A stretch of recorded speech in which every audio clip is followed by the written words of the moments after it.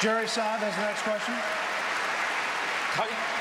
Congressman Paul, South Carolina has 7 major military bases and thousands of people employed in the defense industry.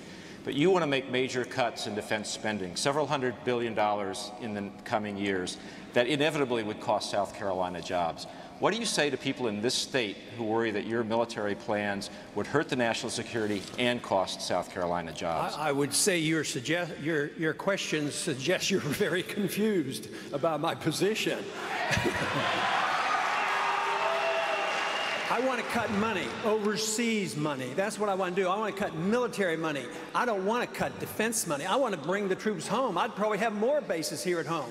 We were closing them down in the 1990s and building them overseas. That's how we got into trouble. So we would save a lot more money and have a stronger national defense, and that's what we should do.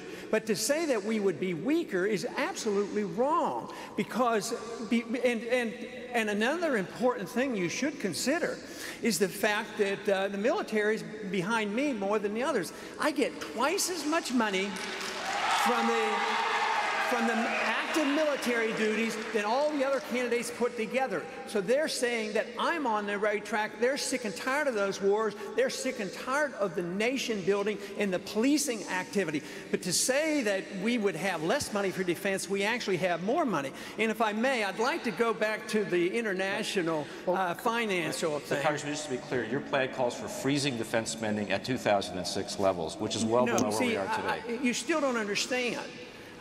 What's he missing, Congressman? You don't understand there's a difference between military spending and defense spending. Just because you spend $1 billion on an embassy in Baghdad, bigger than the Vatican, you consider that defense spending. I consider that waste.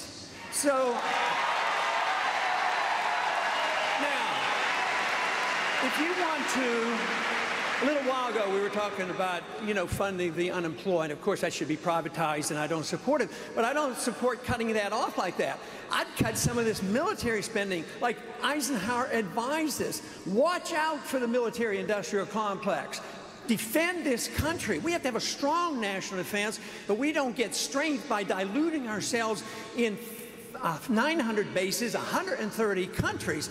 That is where the problem is. But you need to understand that there's a difference between just military spending and defense spending. Just to spend money. We understand this domestically. If you spend more money domestically, we know it's wrong, but we're supposed to spend more money, and that's conservative. I've never quite understood this. We're supposed to be conservative, spend less money.